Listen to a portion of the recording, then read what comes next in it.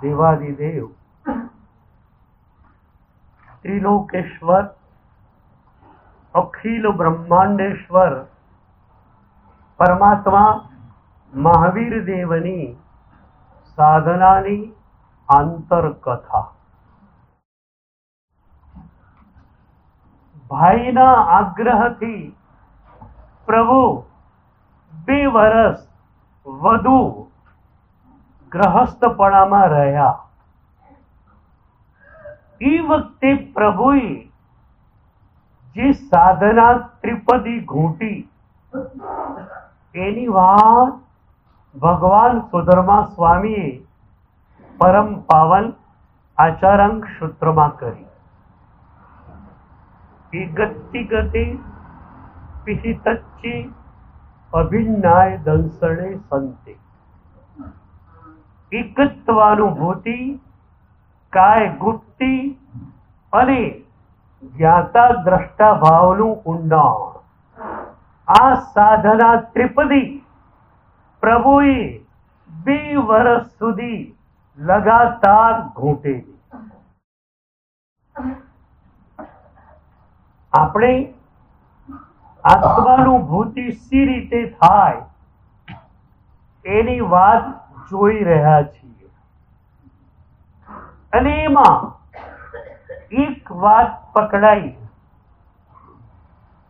કે નિર્વિચાર દશા નિર્વિકલ્પ દશા એ ફાઉન્ડેશન છે। જ્યાં સુધી એ ન મળે ત્યાં સુધી સ્વની દુનિયામાં જવું એ અઘરું જ નહીં અશક્ય પણ છે। ગુરુજીએ આજના યોગના યોગાચાર્ય એમની પાસે જે સાધકો આવતા એમને ગુરુજીએ સેકન્ડ કાંટા વાળી એક ઘડિયાળ આપતા અને કહેતા કે 1 મિનિટ સુધી કાંટાની પાછળ પાછળ સેકન્ડ ટુ સેકન્ડ તું ચાલ। એક સેકન્ડની નોંધ તું રાખ। બધા જ સાધકો એ કામ કરી શકતા। 1 મિનિટ સુધી કાંટાની પાછળ સેકન્ડ ટુ સેકન્ડ જવું અઘરું કઈ હતું નહીં। એ પછી ગુરુજીએ બીજું લેસન આપતા કે હવે સેકન્ડ કાંટાના જોનારને તું જો। સેકન્ડ કાંટાને તે બરોબર જોયો। 1 મિનિટ સુધી એની જર્દી ચાલી તારી પણ જર્દી જોડે જોડે ચાલી। હવેનું લેસન એ છે કે સેકન્ડ કાંટાના જોનારને તું જો। લગભગ સાધકો એમાં ફેલ ગયા। ત્યારે ગુરુજી એમ સમજાવતા કે સેકન્ડ કાંટાને તું બરોબર જોઈ શક્યો તો પછી સેકન્ડ કાંટાના જોનારને તું કેમ ન જોઈ શક્યો? સીધી વાત આવી। સેકન્ડ કાંટાનો જોનારો આત્મા અને એ આત્માની અનુભૂતિ કરવી હોય તો તમારે નિર્વિચાર બનવું જ પડે। વિચારો તમને 2 બાજુ લઈ જાય છે। વિચારોની 2 નબળાઈ। પહેલી નબળાઈ તો મેં કહેલી તમને કે વિચારો યા તો તમને ભૂતકાળમાં લઈ જાય યા તો ભવિષ્ય કાળમાં લઈ જાય.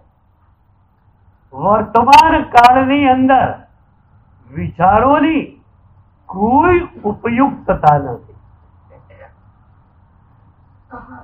આજે તમે દેરાસરે જશો પૂજા કરવા અથવા જઈને આવ્યા છો, પ્રભુનો સ્પર્શ થાય એ વખતે ભીતર જે રણઝણાટી રેલાય, ભીતર જે ખલબલાટી મચે, એનો અનુભવ તમને નથી થતો. કારણ શું? કારણ તમારા વિચારો. વિચારો તમને વર્તમાન ક્ષણનો અનુભવ નહીં થવા દે. યા તો એ તમને ભૂતકાળમાં લઈ જશે યા ભવિષ્યકાળમાં. જો તમે ગભારામાં પ્રવેશતી વખતે બરોબર નિશ્ચયી બોલો અને વિચારોને સ્ટોપ કરીને ગભારામાં જાઓ, તો ગેરંટી સાથે કહું કે પ્રભુનો સ્પર્શ થતાની સાથે અંદર એક રણઝણાટી, એક ખલબલાટી મચશે અને તમે એનો અનુભવ કરશો. તો વિચારોની બે નબળાઈ છે.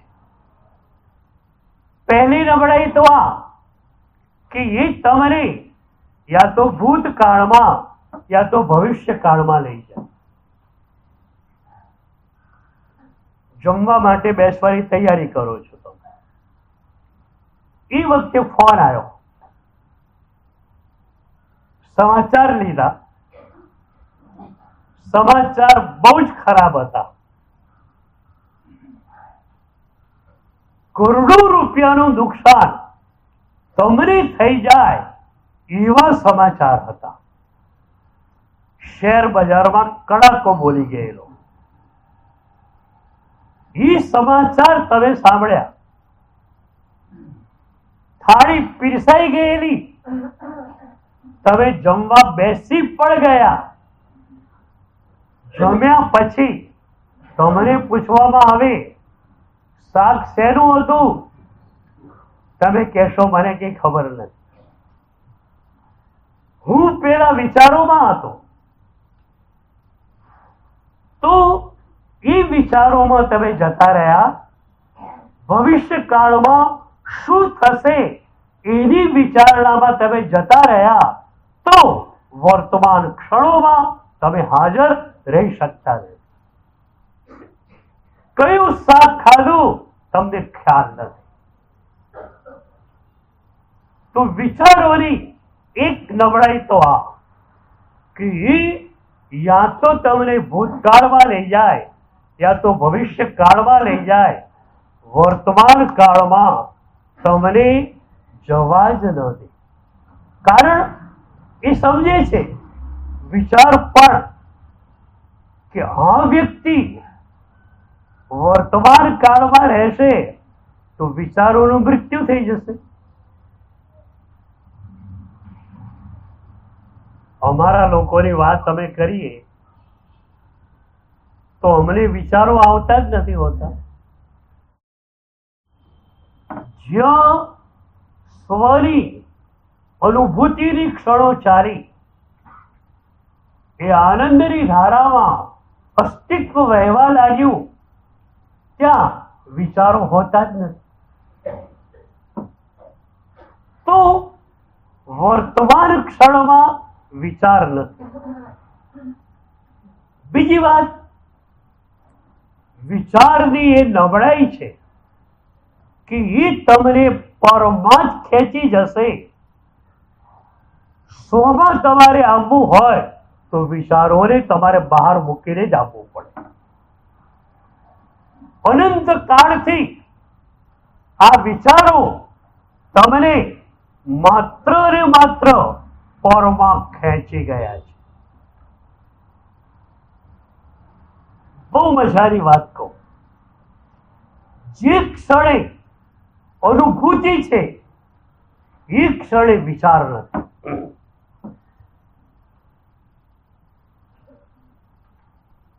તમે જ્યાં સુધી ભાણા પર બેઠા છો, તમારા ભાણામાં કશું આવ્યું નથી, પીરસાયું નથી, ત્યાં સુધી વિચારો આવશે. આ શું બનેલું હશે, શાક શેનું હશે, ફરસાણમાં શું હશે, મીઠાઈમાં શું હશે. પણ જે ક્ષણે પીરસાઈ ગયું, તમે ખાવાનું ચાલુ કર્યું, કોઈ વિચાર નથી. કારણ ખાવાની વાત, ખાવાની ક્રિયા અનુભૂતિના સ્તર પર ચાલુ થઈ. રામકૃષ્ણ પરમહંસ કહેતા કે બ્રાહ્મણો ભેગા થયા હોય જમણવાર માટે,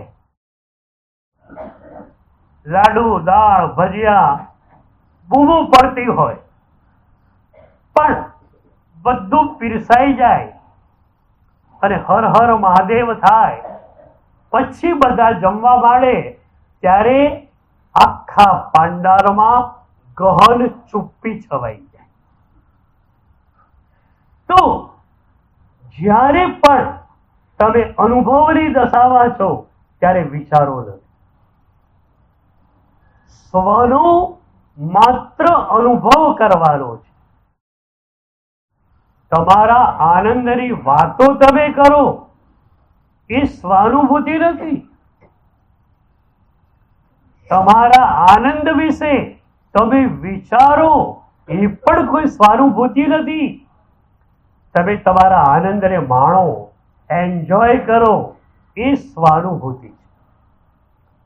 તો વિચાર તમને પરમાં લઈ જઈ શકે છે, સ્વમાં લઈ જઈ શકતો નથી. કારણ વિચારને સ્વનો અનુભવ જ નથી. તમે એકવાર સ્વનો અનુભવ કર્યો હોય તો પાછળથી સ્વના વિચારો આવી શકે.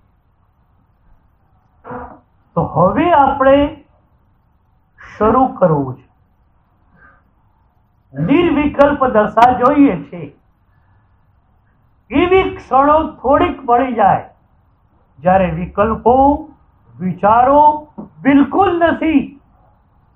એ ક્ષણોમાં તમે તમારી ભીતર ઉતરી શકો.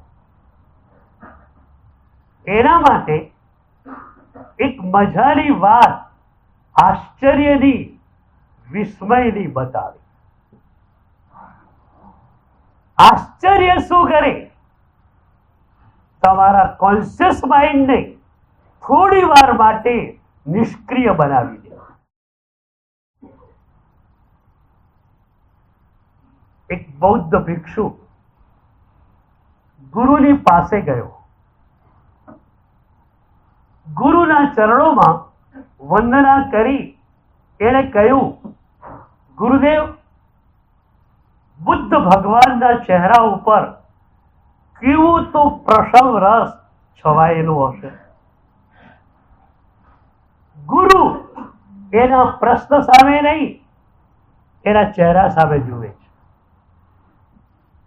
અને એનો ચહેરો જોતા ગુરુને લાગ્યું કે એનો પ્રશ્ન કોન્શિયસ માઇન્ડના લેવલનો છે, એટલે એ પ્રશ્નનો કોઈ અર્થ નથી અને એને જવાબ આપવાનો પણ કોઈ અર્થ નથી.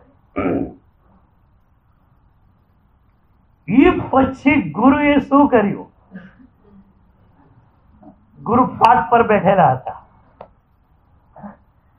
પાછળ મોટી બારી હતી, સળિયા વગરની ખુલ્લી બારી. ગુરુએ શિષ્યને બોચીથી પકડ્યો અને સીધો જ બારી વાટે નીચે ફેંક્યો.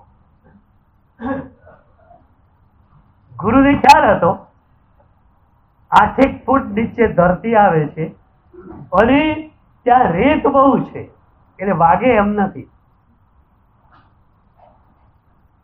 બોચીથી પકડ્યો, બારી વાટે નીચે નાખ્યો. હવે આ તો કેવી ઘટના કહેવાય? ગુરુને પ્રશ્ન પૂછવા ગયો છું હું. ગુરુ ઉત્તર આપે પણ ખરા, ન પણ આપે. એ ગુરુની મરજીની વાત છે. પણ આવા સદગુરુ પ્રશ્ન પૂછવા જનારને નીચે પટકે એવું બને ખરું? એકદમ આશ્ચર્યકારક ઘટના બની. પેલો રેતમાં ચત્તો પાટ પડ્યો છે. એકદમ આઘાત, આશ્ચર્ય. સદગુરુ આવું કામ કરી શકે? એ આશ્ચર્યની ક્ષણોમાં કોન્શિયસ માઇન્ડ બાજુમાં ખસી ગયા. કોન્શિયસ માઇન્ડ બાજુમાં ખસે એ અમારા માટે ઓછો છે. તમારું કોન્શિયસ માઇન્ડ બાજુમાં ખસ્યું એનો મતલબ એ થયો કે અત્યારે હું તમારી જોડે વાત કરું છું, નહીં કે તમારા મન સાથે કે તમારા કાન સાથે. લગભગ અમારી વાત કોની સાથે હોય? કોની સાથે હોય? યા તો તમારા કાન સાથે, યા તો તમારા કોન્શિયસ માઇન્ડ સાથે. પ્રવચનકાર મહાત્મા અસ્ખલિત ગતિએ બોલતા હોય, તમારા કાનને ઓછો થઈ જાય. પ્રવચનકાર મહાત્માએ એવા પદાર્થો આપ્યા જે તમે ક્યારે પણ સાંભળ્યા નહોતા. તમારા મનને ઓછો થઈ ગયો. But where are you? આમાં તમે ક્યાં? તો કોન્શિયસ માઇન્ડ સેજ બાજુમાં ખસ્યું થોડીક સેકન્ડો માટે. અમારા માટે એ સેકન્ડો મૂલ્યવાન છે, કારણ એ વખતે કોન્શિયસ માઇન્ડ નથી, તમે પોતે છો. એટલે અમારા શબ્દો, પ્રભુના પ્યારા પ્યારા શબ્દો સીધા તમને મળવાના. 5-7 સેકન્ડ થઈ, ગુરુ પાઠ પરથી ઉભા થયા, બારીએથી ડોક્યું કર્યું. પેલા ભાઈ તો ચત્તા પાઠ પડ્યા છે.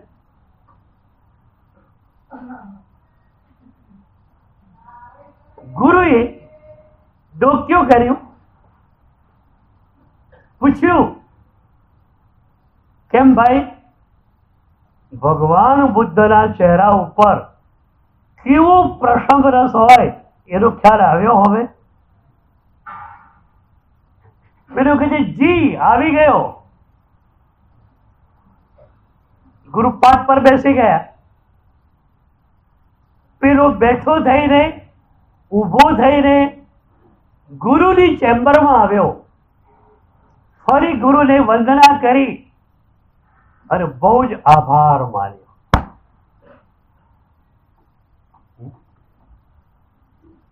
શું થયું? કોન્શિયસ માઇન્ડ ખસી ગયેલું બાજુમાં, અને ગુરુએ ડોક્યું કર્યું. એણે એ વખતે ગુરુના ચહેરાને જોયો. ગુરુના ચહેરા ઉપર એટલો બધો પ્રસંગ રસ છવાયેલો. પેલાને થયું, ગુરુનો આ ચહેરો હજુ સુધી મેં જોયો નથી. આટલો બધો પ્રસંગ રસ સદગુરુના મુખ ઉપર છે, તો ભગવાન બુદ્ધના મુખ ઉપર તો કેવો પ્રસંગ રસ હોય. એને કેલ્ક્યુલેશન લગાવ્યું, જવાબ મળી ગયો અને આભાર માનવા માટે ગુરુ પાસે આવી ગયો. હવે તમારી વાત કરો. પ્રભુ પાસે જઈ આવ્યા, કેટલા બધા સદગુરુઓ પાસે જઈ આવ્યા, પણ એ સદગુરુઓના મુખ પર તમે શું જોયું?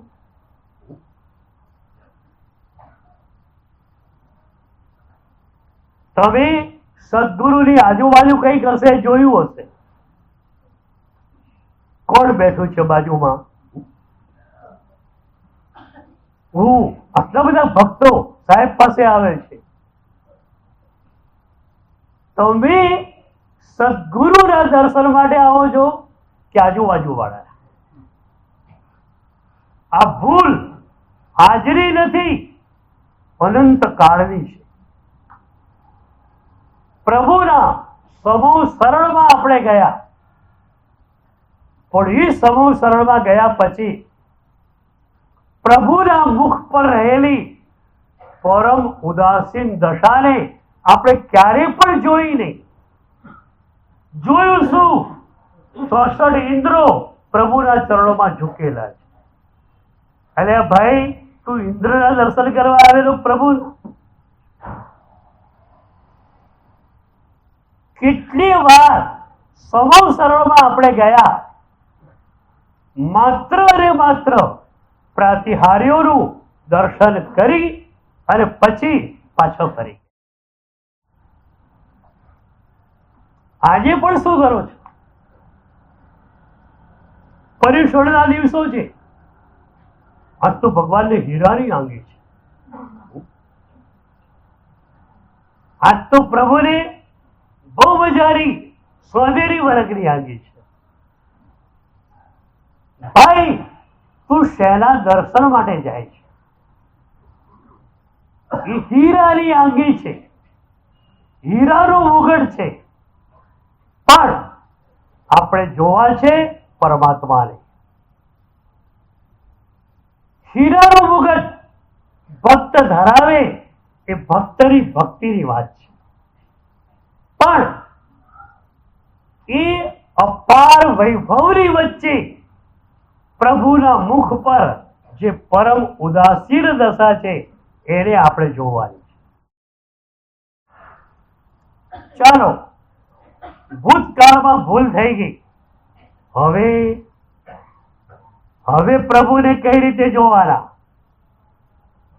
હવે સદગુરુને કઈ રીતે જોવાના?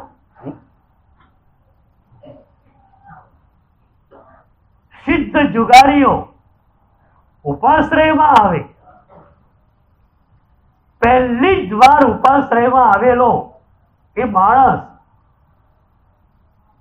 4 થી 5 કલાક આચાર્ય ભગવંતને અને મુનિવરોને જુએ છે, અને 5 કલાકને અંતે ગુરુના ચરણોમાં જીવન સમર્પિત કરે છે. એ કે છે, ગુરુદેવ, હજારો લોકોને જોયા, પણ તમારા બધાના મુખ પર જે પરમ આનંદ છે એવો આનંદ દુનિયામાં ક્યાંય જોયો નથી. મારે આનંદમય જીવન જીવવું છે. આપણા ચરણોની અંદર મારા જીવનને હું સમર્પિત કરું છું. 5 કલાક માત્ર ગુરુદેવોના સાનિધ્યમાં રહ્યો, અને ગુરુદેવોના મુખ પર જે આનંદ હતો એને જોયો, અને સીધું જ સમર્પણ થઈ ગયું. શું કર્યું એને? એક ગુરુ ભગવંતના ચહેરા ઉપર રહેલા દિવ્ય આનંદને એને જોયું. પહેલા તો એને નવાઈ લાગી, આવો આનંદ દુનિયામાં હોઈ શકે ખરો? પણ જોયું કે વાસ્તવિક રૂપે છે. હજારો લોકોને જોયા, આવો આનંદ કોઈના ચહેરા ઉપર જોયો નથી. એ આ ગુરુદેવોના ચહેરા ઉપર છે. મારે પણ મુનિ બની જવું છે, મારે પણ આવો આનંદ જોઈએ છે. તમારે શું જોઈએ? બસ તમારે શું જોઈએ? પેલો વેપારી હોય, સેલ્સમેન, એ શું કરે? સેમ્પલ લઈને નીકળે. પત્રનો વેપારી હોય તો શું કરે? તમને છાંટી આપે થોડું કે જુઓ કેવું મજાનું છે. એમ પ્રભુએ અમને લોકોને સેમ્પલ તરીકે રાખ્યા છે કે તમે મારી વાત સાંભળી કે મુનિપણામાં પરમ આનંદ હોય છે, પણ જોઈ લો મારા મુનિઓને, એમના ચહેરા ઉપર કેવો આનંદ છે. હું કહેતો હોઉં છું ઘણી વાર કે રાત્રે 12 વાગે અમારા ઉપાશ્રયમાં પુરુષોને આવવાની છૂટ હોય છે. તમે આવી શકો અને એક પણ મુનિ ઉદાસ થઈને બેઠેલો હોય તો રંગેલા હાથે પકડજો. મહારાજ સાહેબ તમે ઉદાસ ક્યાં? ગેરંટી સાથે કહું, એક પણ મુનિ, એક પણ સાધ્વી ક્યારે પણ ઉદાસ ન હોય. પ્રભુ મળ્યા, પ્રભુનું શ્રામણ્ય મળ્યું. દુનિયાની અંદર જે શ્રેષ્ઠમાં શ્રેષ્ઠ જે મળી ગયું, હવે તો એ બાદશાહ છે. હીર વિજયસુરી મહારાજ સાહેબના એક શિષ્ય હતા, ભાનુચંદ્ર વિજય. બહુ જ પ્રબુદ્ધ, બહુ મોટા વિરાગી. ગુરુદેવને હીરસુરી દાદાને દિલ્હીથી વિહાર કરવાનો થયો. અકબર બાદશાહે વિનંતી કરી કે સાહેબ આપ તો બહુ મોટા ગુરુ છો અને આપને તો ઘણા બધા બોલાવે અને આપે જવું પણ પડે, પણ મારું શું? રોજ આપણી દેશના સાંભળતો હતો અને એટલે 24 કલાક મારા એકદમ સરસ જતા. આપ જશો પછી મારું શું થશે? ભલે આપ પધારો, આપણે જવું જ પડે એમ છે. એવી પ્રતિષ્ઠા છે પ્રભુની કે આવા ગુરુ વિના એ પ્રતિષ્ઠા થાય એવી નથી. તો ગુરુદેવ આપને ભલે જવું પડે, આપ જાઓ, પણ આપના કોઈ શિષ્યને મૂકીને જાઓ. અને એ વખતે ગુરુદેવે કહ્યું, ભાનુચંદ્ર તારે આ 5 જણા જોડે અહીંયા રોકાવાનું છે અને બાદશાહને રોજ ઉપદેશ તારે આપવાનો છે. ગુરુની આજ્ઞા, વિચારવાનો સવાલ હોતો જ નથી. તમે બોલો વિચારમાં કેમ? અમે તો બોલીએ, તમે પણ બોલો ને. ગુરુ વચન તહતથી કરી પડી વજ્યું નહીં. સદગુરુ આજ્ઞા આપે એનો સ્વીકાર, પણ સદગુરુ 2 રીતે આજ્ઞા આપે છે.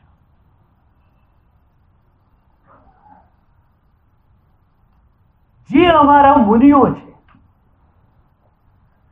જે અમારી સાધ્વીજીઓ છે, એને ગચ્છાધિપતિ ગુરુ આજ્ઞા આપે ત્યારે સીધી જ આજ્ઞા આપી દે, તારે આમ કરવાનું છે. અને સામે એવી સમર્પિતતા છે કે ગુરુની આજ્ઞા આવી એટલે સીધો જ તથાકાર. પણ એ તો ઇન્ડોર પેશન્ટ છે, તમે આઉટડોર પેશન્ટ. તમારા માટે વ્યવસ્થા અલગ રાખી છે. એમની આજ્ઞા અમારે કરવાની છે. ઇન્ડોર પેશન્ટને ત્યારે અમે કોઈ જ વિચાર નથી કરતા, એનું કલ્યાણ થાય એવી આજ્ઞા આપી જ દઈએ. અને ખાતરી છે કે એ વ્યક્તિ સ્વીકારી જ લેવાની છે. તમને આજ્ઞા આપવાની હોય ને ત્યારે અમે વિચારીને આપી. સામાયિક પારવાનું છે. તમે આદેશ માગ્યો, ઈચ્છા કારણ સંદેશ ભગવાન સામાયિક પારું, ચલો અમે હા ન પાડી શકીએ. ના કેમ નથી પાડતા? બહુ મજાની આ વાત છે. તમે જયારે કહો છો સાહેબજી સામાયિક પારું, ત્યારે કોઈ પણ મુનિ, કોઈ પણ સાધ્વીજી હા ન પાડી શકે.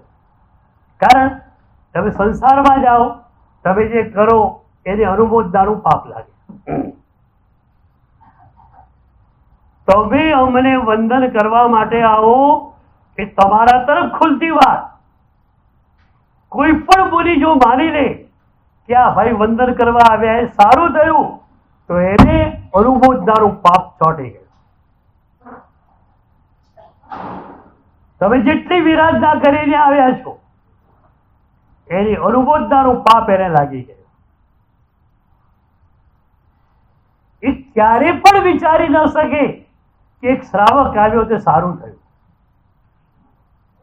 તમારા તરફ એ વાત ખુલે છે કે થોડો સમય થયો, સદગુરુ પાસે જઈ આવું, ચાર્જ થઈ આવું, પણ એ તમારા તરફની વાત છે.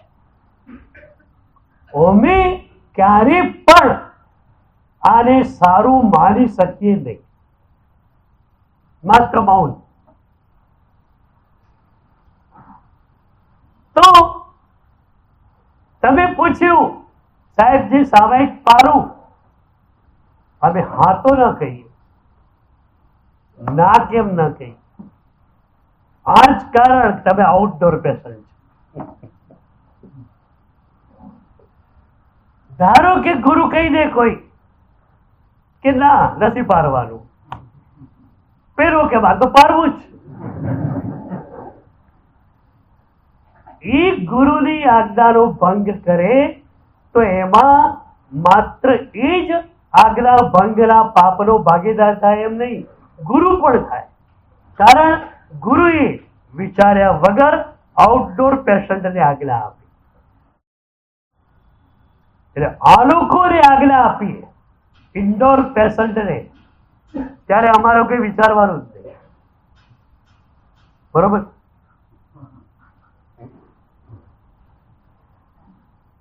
આજ્ઞા એટલે આજ્ઞા.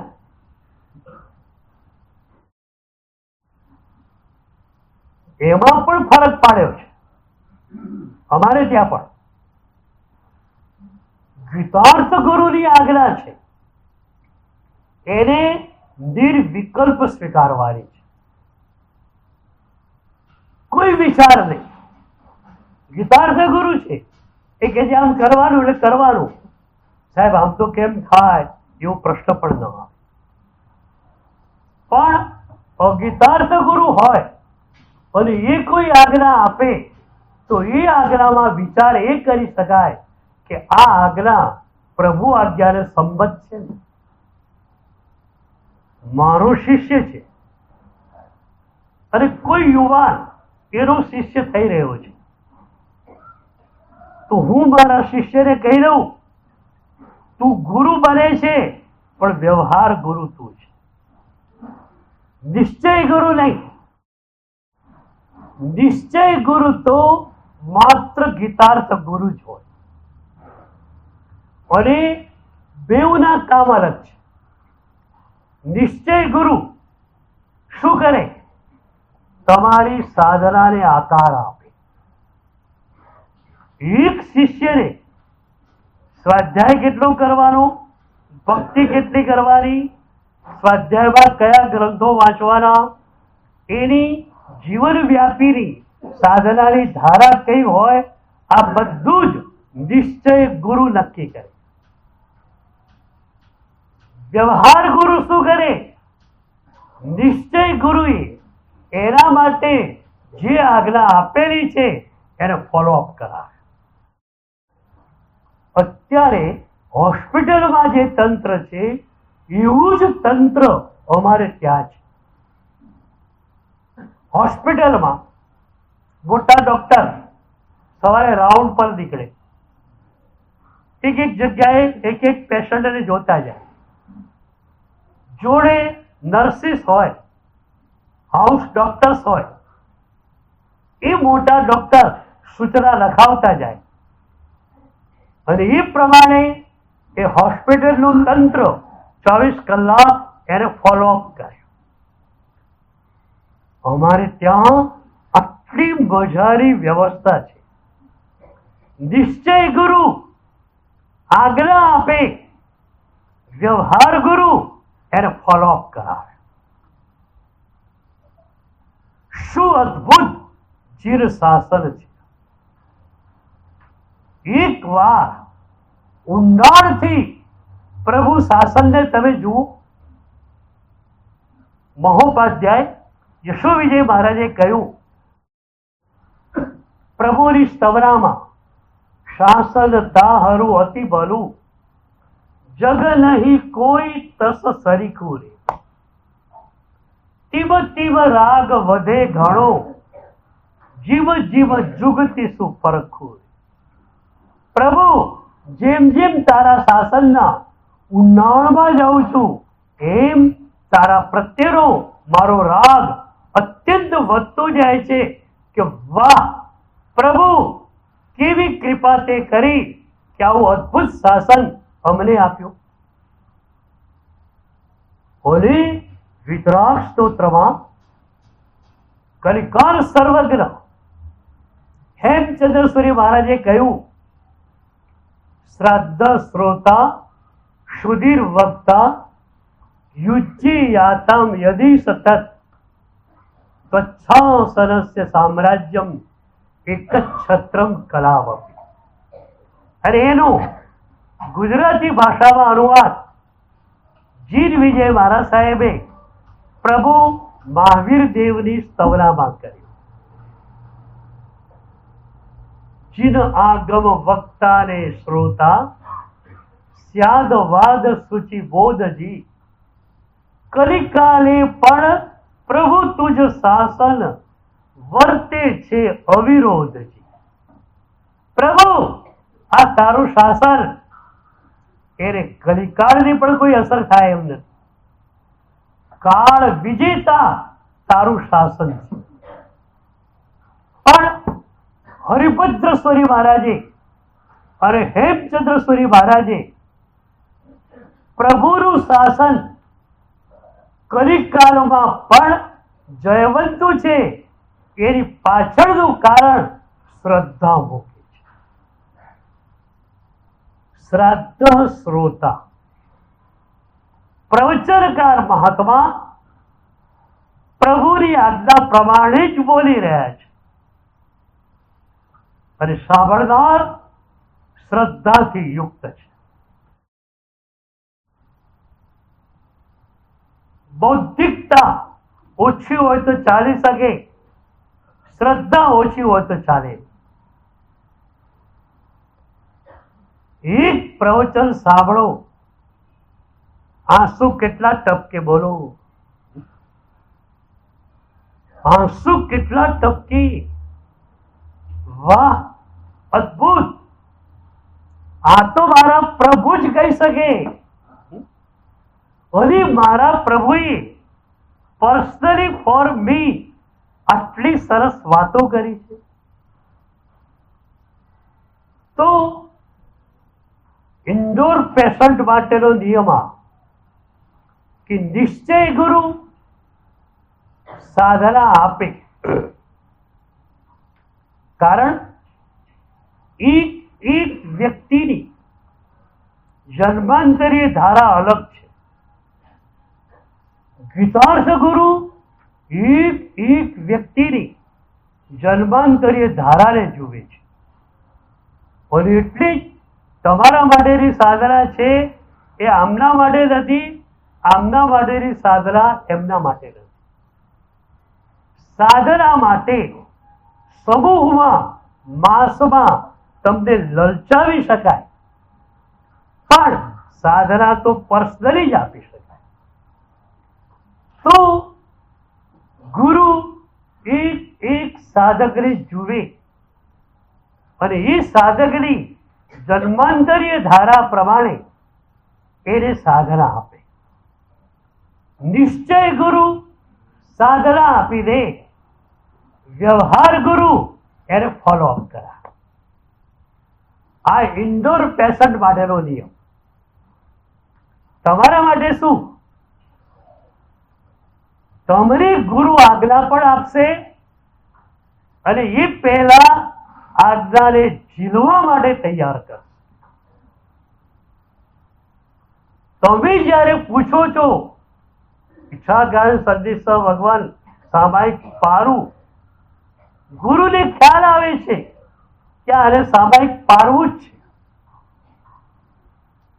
હવે હા પણ ન કહેવાય, ના પણ ન કહેવાય. ના કેમ ના કહેવાય? ગુરુ ના પાડે અને તમે પાડી જ લો, ગુરુ આજ્ઞાનો ભંગ થાય, એનું પાપ તમને લાગે એમ ગુરુને પણ લાગે કે ગુરુએ વિચાર્યા વગર આજ્ઞા આપી. તો ગુરુદેવ એ વખતે શું કે? પુણોવી કાયમ ન હા ન ના, બદલો રસ્તો. ભાઈ ફરીથી કરવા જેવું છે. આદેશ નહીં, માત્ર પ્રેરણા. ફરીથી કરવા જેવું છે. અને જો તમને લાગે કે ગુરુદેવ કહે છે ફરીથી કરવા જેવું છે અને મને પણ એનો આસ્વાદ તો લાગ્યો જ છે, તો હમણાં કોઈ કલાક સુધી કામ ન હોય તો ફરીથી સામાયિકમાં બેસી જાઓ.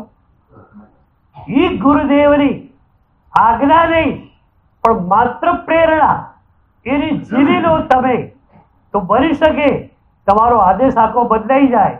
ઈચ્છા જ્ઞાન સંદેશ ભગવાન સામાયિક મોપત્તિ પણ દેવું, સામાયિક લેવાનું શરૂ થયું. પણ લાગે કે ના સામાયિક પારવું જ પડે એમ છે, તો બીજો આદેશ તમે માંગો.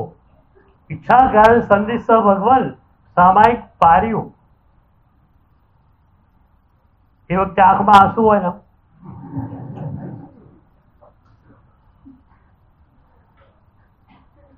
પર્યુષણા મહાપર્વની પારણા પાંચમના દિવસે કેટલાય ગામોમાં કેટલીય વાર એક ઘટના રિપીટ થતી જોઈ છે. 64 પૌરી પૌષધ જેણે કરેલા છે એ સાધક પાંચમની સવારે ઔષધ પારતો હોય છે ત્યારે એને ગળે ડૂમો હોય છે, એની આંખમાં આંસુ હોય છે. 8 દિવસ સર્વવીરતીનો આનંદ માણ્યો અને હવે આરંભ સમારંભની વિરાધનાની દુનિયામાં મારે જવાનું. એની આંખમાં આંસુ હોય છે અને એ આંસુ બતાવે છે કે એણે આરાધનાનો આનંદ કેટલો મજાનો માણ્યો છે. તો તમે કહો છો સામાયિક પાર્યું, ત્યારે પણ ગુરુદેવ શું કહે છે? આયરો નમોત્તમો, આયારો નમોત્તમો. ભાઈ તારે જવું પડે છે, તું જઈ રહ્યો છે, પણ આ ક્રિયા પરનો આદર તું છોડતો નહીં. જ્યારે સમય મળે ફરીથી આવી જજે. અથવા તો તને જે આચરણા મજાની મળી છે એ આચરણાને છોડતો નહીં. ભૂપતિ કટાસમાં પેક થઈ જાય, ચરવણો ખીટીએ લટકાઈ જાય, પણ જયલાનો ભાવ તમારી પાસે. સામાયિક કર્યા પછી, સામાયિક પાર્યા પછી જયલાનો ભાવ તમારી પાસે છે. ગેસની શરૂઆત કરો રસોઈ વખતે, ત્યારે બર્નરને પૂંજો ખરા. ઘણી વાર આલોચના લેવા બહેનો આવે ત્યારે લખતા હોય છે બર્નરને જોયું નહીં, 3 જીવો અંદર હતા, ખતમ. સામાયિકપણે પરાઈ ગયું એનો આનંદ, એનો કેફ તમારી પાસે છે, મનની અંદર અને શરીરના સ્તર ઉપર જઈને છે. આવી રીતની આરાધના તમને શુભમાંથી શુદ્ધમાં લઈ જશે અને ત્યારે આત્માનુભૂતિ તમારી પાસે હશે.